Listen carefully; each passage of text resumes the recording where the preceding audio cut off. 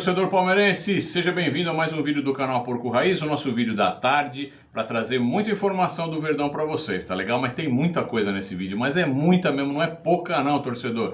Então eu não vou adiantar muita coisa não, vai pro vídeo para não perder. Mas vou adiantar, vou dar essa moral para vocês. Vamos falar sobre uma informação que veio do canal de comunicação Palmeiras de Mídias Palestrinas. Vou trazer, inclusive na tela, o que foi falado lá no grupo para vocês. Com relação ao Pedro, tá? Vamos falar também com relação a esse processo que o Abel talvez mova contra um apresentador da Band e o que o Palmeiras está fazendo com relação a isso. Disseram por aí que o Palmeiras proibiu, vamos falar também sobre isso. E vamos falar sobre Scarpa, vamos falar sobre o Tite. Nossa, tem coisa nesse vídeo, então não perde nada. Fica aí, dá seu like, curte, comente, compartilhe e vamos pro vídeo para você ficar sabendo de tudo isso daí. Vocês ficaram sabendo do que aconteceu lá na Band, né? Naquele programa lá que o rapaz apresentador, um tal de Neto, falou, né? Do Abel, da mãe do Abel. Eu não vou nem colocar vídeo, nem trecho, nem vou ficar falando muito aqui, porque é uma coisa tão baixaria, tão absurda o que o Neto fez lá no programa dele. Porque assim, o personagem, a gente sabe que o Neto tem um personagem, né? Mas o personagem dele em determinados momentos começa a extrapolar a razão, né? E começa a ofender as pessoas, né? Ah, o Neto é um porra louca, papapá, etc.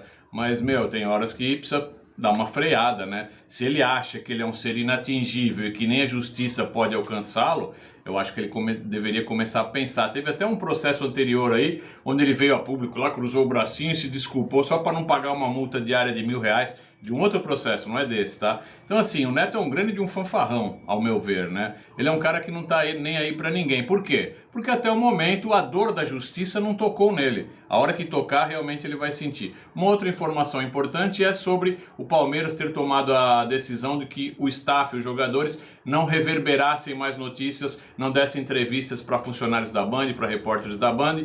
Isso foi muito falado. Nós não temos confirmação oficial disso, tá legal?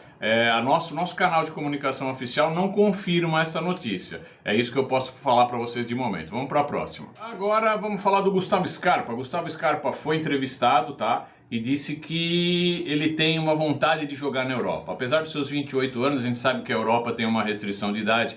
Prefere levar jogadores novos, jogadores mais em formação, tanto física como intelectualmente falando. 28 anos para a Europa já é um pouco mais velho, mas ainda há possibilidade. E o Gustavo Scarpa disse, tem contrato, vencendo agora no final de 22, 31 de dezembro, ainda ninguém falou nada com ele sobre renovação, e ele disse que tem uma vontade de ir jogar na Europa ainda, tá legal? Ainda nessa vida, então bacana. Ele falou também sobre o modelo de jogo do Abel, disse que o time está muito bem encaixado dentro da proposta do Abel, que é uma proposta um pouco mais defensiva, jogando muito na transição, sem bola. Então o ataque do Palmeiras é aquele ataque transicional sem bola, tá legal? Isso a gente já sabe. Então é interessante um jogador que tá lá dentro falar que o Abel tem uma postura sim, um pouco mais defensiva, todos nós sabemos, apesar do Abel às vezes em entrevista dizer que não, que ele é muito ofensivo. A gente sabe que não é bem assim. Vamos para a próxima. Um pouquinho agora da seleção. A seleção não me interessa, não sei se interessa a você, torcedor. Para mim o que existe, para mim a minha seleção é essa daqui, ó, Palmeiras, Sociedade Esportiva Palmeiras, tá legal?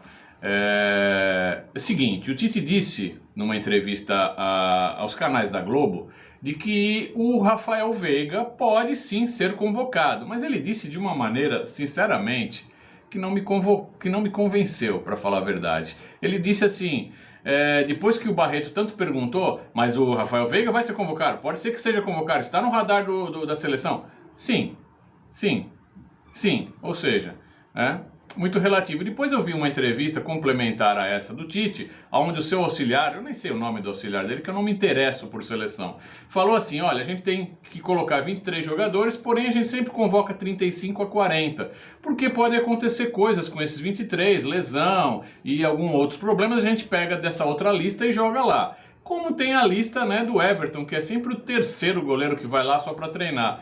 Então assim, o que dá para perceber é que o Rafael Veiga, que joga pra caramba, que é o nosso esteio dentro do clube, se for, ele vai para essa lista aí de 35, 40, para ficar lá meio que, sabe, de back-office, né, ou de sparring. Então essa é a minha convicção. Vamos para a próxima.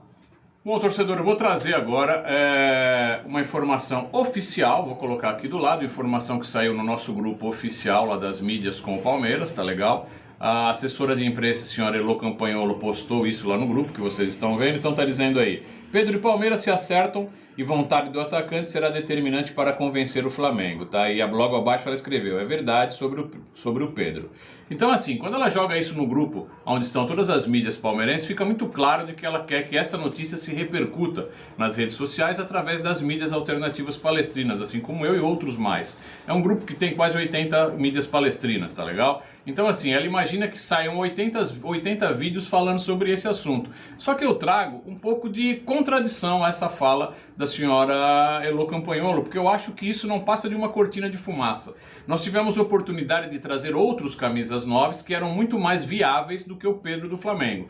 Pedro do Flamengo, que tem uma multa de 100 milhões de euros, portanto 600 milhões de reais, e nessa reportagem diz que a opinião do Pedro vai ser muito importante para que ele convença o Flamengo de vir sem pagar a multa de 100 milhões de euros. Eu acho praticamente impossível. Pedro hoje, no meu modo de ver, é o cara mais difícil a ser contratado. Mais difícil que Yuri Alberto, mais difícil que Castelhanos, mais difícil que Alário. Ou seja, para mim o mais difícil de todos. Então essa notícia, eu acho que é a notícia que o Palmeiras e sua assessoria de imprensa quer que se reverbere. Mas eu, sinceramente, não acredito nisso. Se você acredita, coloca nos comentários para a gente discutir um pouco. Esta é a minha opinião, tá certo? Eu não vou simplesmente repercutir aquilo que jogam para que eu repercuta. Eu penso, analiso e dou a minha opinião. Essa é a minha missão aqui. Vou ficando por aqui. Avante palestra!